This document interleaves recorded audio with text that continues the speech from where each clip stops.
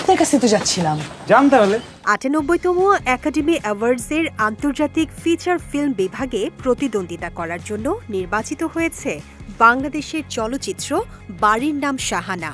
এটি বিদেশি ভাষার চলচ্চিত্র হিসেবে বিশ্বমঞ্চে বাংলাদেশকে প্রতিনিধিত্ব করবে।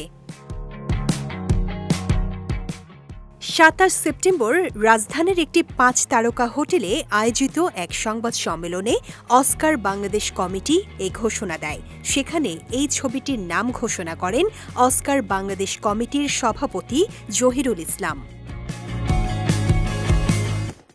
জানা গেছে, বাংলাদেশ থেকে অস্কারের বেস্ট ইন্টারন্যাশনাল ফিচার ফিল্ম বিভাগে পাঠানোর জন্য জমা পড়া ৫টি সিনেমাকে বিচার বিশ্লেষণ করে অস্কারের জন্য সর্বসম্মতিক্রমে বাড়ির নাম শাহানা সিনেমাকে মনোনয়ন দেয়া হয়।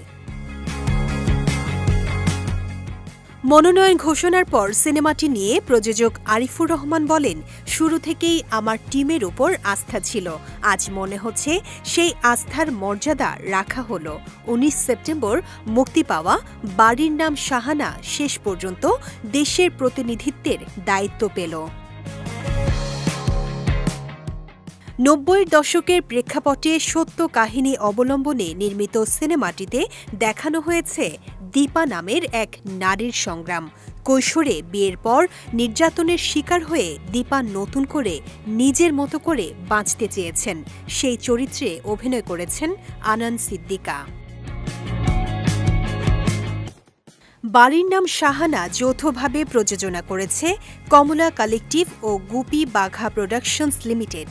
তথ্যচিত্র নির্মাণের পর এটি লিসা গাজীর প্রথম পূর্ণদৈর্ঘ্য সিনেমা। ৯৮তম অস্কারে অংশ নেয়ার জন্য বাংলাদেশ থেকে জমা পড়া অন্য সিনেমাগুলো হল মাকসুদ হোসাইনের সাবা, আকরাম খানের নকশি কাঁথার জমিন, শঙ্খ দাশগুপ্তের প্রিয় মালতী এবং মঞ্জুরুল ইসলাম মেঘের ময়না।